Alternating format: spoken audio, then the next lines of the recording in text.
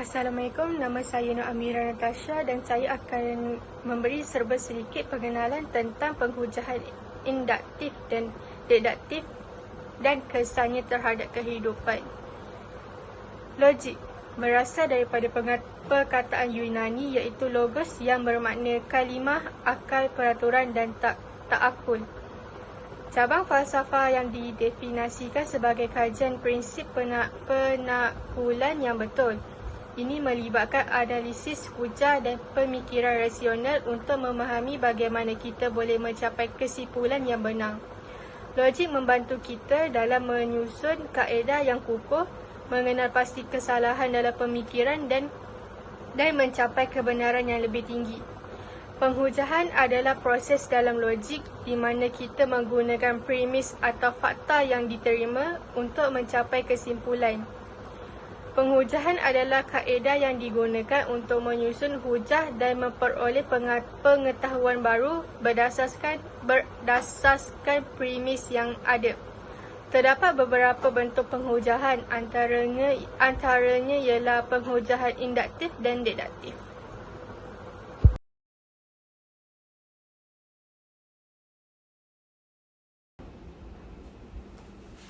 Assalamualaikum warahmatullahi wabarakatuh. Nama saya Nur Ain Feroz binti Hamzah dan pada bahagian saya akan perjelaskan pada bahagian induktif. Jadi, kaedah induktif ini dapat dilihat sebagai kaedah generatif yang digunakan oleh penyelidik untuk mengumpul data secara berterusan bagi menerangkan atau mencirikan fenomena yang kita sedang pelajari. Jadi, pada yang poin pertama tentang mengumpul data. Saya rasa tidak asing tentang mengumpul data kerana kaedah ini sangat guna pakai pada zaman ini. Saya pun termasuk sekali mencari maklumat untuk membuat pengumpulan data. Jadi, jika anda seorang pelajar atau orang yang berkait rapat dengan data, maka tidak asing lagi dengan pengumpulan data.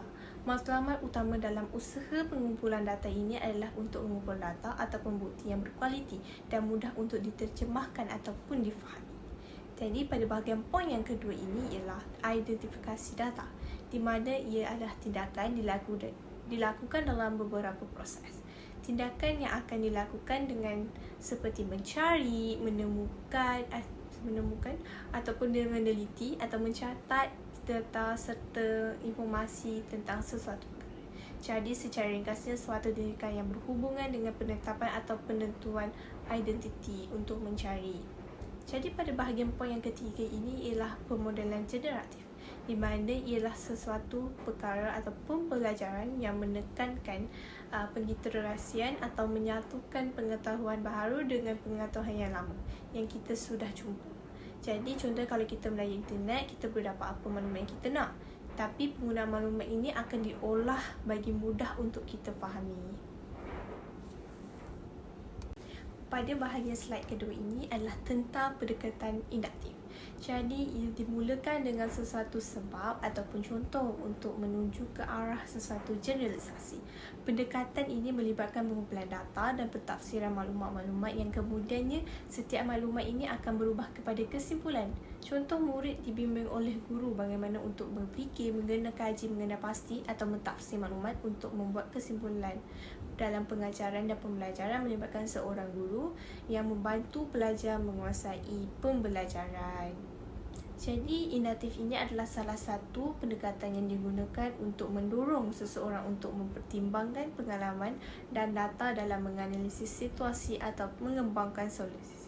Jadi, dalam Islam, pemikiran induktif dimanfaatkan dan mengembangkan penemukan ilmu pengetahuan yang bermanfaat bagi manusia. Contohnya, ilmu fundamental dalam agama Islam.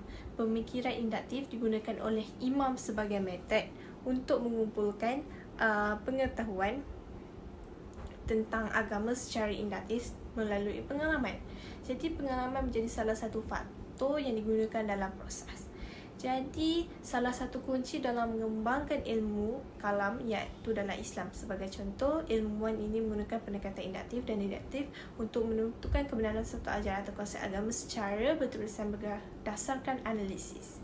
Jadi pemikiran induktif ini tetap menjadi salah satu kunci dalam pengembangan ilmu yang bermanfaat bagi manusia. Dengan begitu, dengan pemikiran induktif ini yang disertai dengan logik dan analisa yang tepat.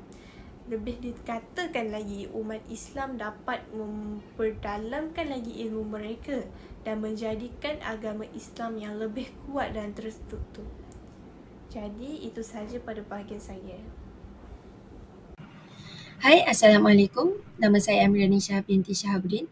Saya akan terangkan sedikit tentang prinsip induktif.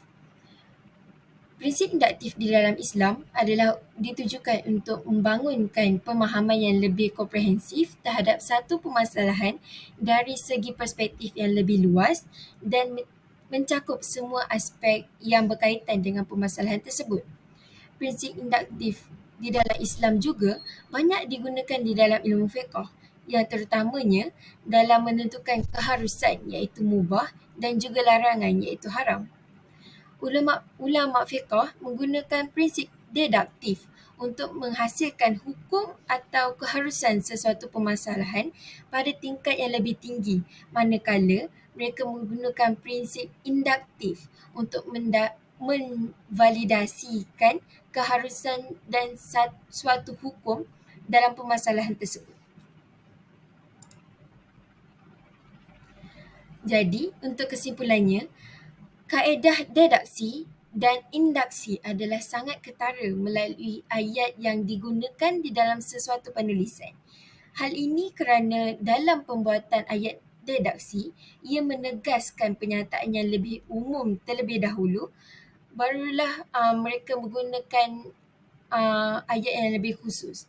Berbeza pula dengan induksi yang mereka menggunakan kaedah khusus terlebih dahulu, barulah dengan yang umum. Selain itu, hujahan yang diberikan di dalam deduksi adalah semestinya benar dan juga sudah diketahui oleh umum. Berbeza pula dengan induksi, iaitu hujahan yang diberikan adalah kadang-kala benar dan kadang-kala tidak tepat. Dengan pemikiran induksi, para ulama dapat menentukan kebenaran dari sesuatu ajaran ataupun konsep agama secara berurutan berdasarkan analisis data dan pengalaman. Jadi, pemikiran induktif tetap menjadi salah satu kunci dalam pengembangan ilmu yang bermanfaat kerana pemikiran induktif disertai dengan logika dan analisis yang tepat dalam memperdalamkan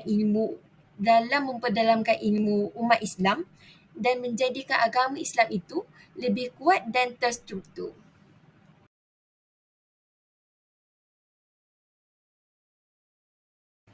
Seterusnya, saya akan membentangkan tentang didaktif. Apa itu didaktif? Didaktif ialah prosedur yang membayangkan bahawa maklumat empirikal kemudiannya diproses dalam sistem penyataan berturut-turut. Apa yang perlu dalam kaedah didaktif ialah perbandingan logik keputusan itu sendiri. Terdapat kajian tentang sifat logik teori dengan matlamat untuk menentukan sama ada teori itu mempunyai sifat saintifik atau empirikal, terdapat perbandingan dengan teori lain dan ujian teori dengan melaksanakan keputusan praktikal yang boleh diperhatikan teori tersebut. Sains moden tidak menganggap potongan corak sangat membantu kerana ia tidak memberi kita maklumat baharu. Jika kita ingin memahami bagaimana matahari mempengaruhi kain kapas, kita perlu benar-benar mengeringkannya di bawah sinar matahari dan melihat apa yang berlaku. Sains moden mengatakan kita belajar dengan mengumpul data dan memerhatikan perkara secara terperinci. Cara berfikir ini datang dari idea bahawa kita hanya boleh mengetahui sesuatu melalui diri kita, bukan hanya dengan memikirkannya. Okey, apabila kita mengatakan kita tahu sesuatu, kita perlu mempunyai bukti yang kita dapat dengan mengumpul maklumat. Terdapat dua cara untuk memikirkan perkara, iaitu menggunakan logik dan menggunakan tekaan berdasarkan apa yang kita tahu. Cara pertama lebih dipercayai kerana jika kita bermula dengan maklumat yang benar dan menggunakan logik yang baik, kita akan mendapat jawapan yang benar. Tetapi dengan cara kedua, walaupun kita bermula dengan maklumat yang benar dan menggunakan tekaan yang baik, kita mungkin tidak selalu mendapat jawapan yang betul.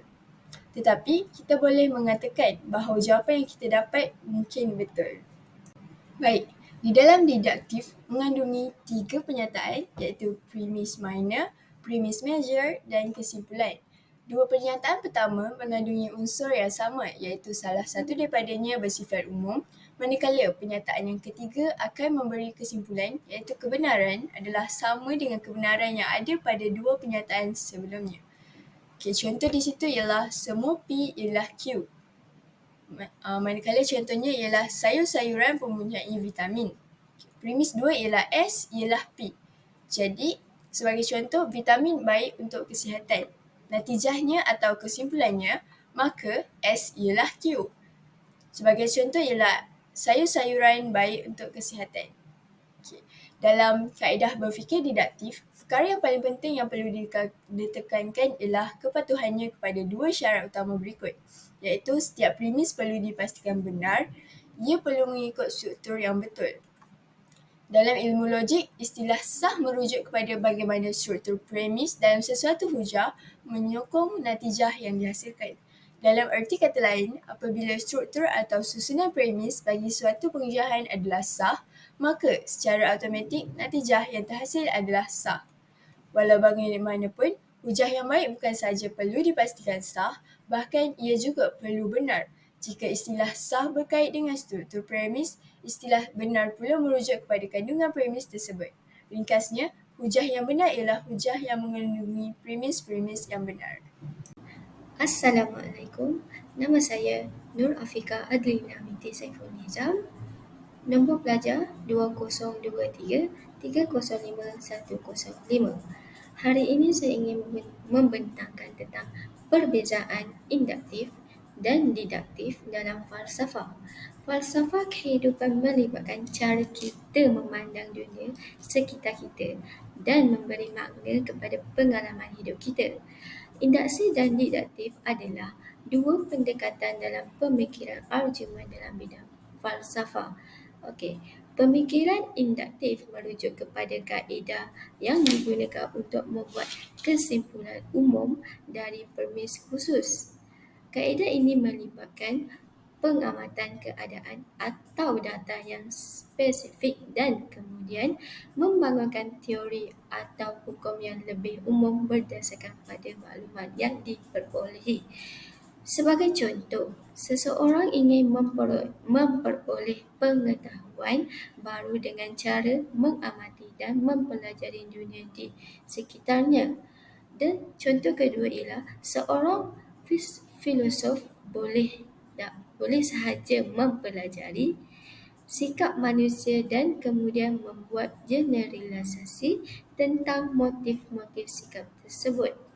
Sementara itu, pemikiran didaktif merujuk kepada kaedah yang digunakan untuk membuat kesimpulan khusus atau spesifik dari premis umum.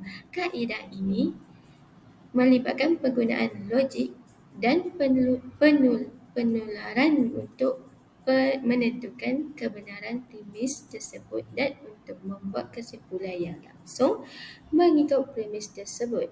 Contohnya, seseorang mungkin akan menggunakan pendekatan ini untuk membuktikan kebenaran sebuah prinsip atau nilai moral.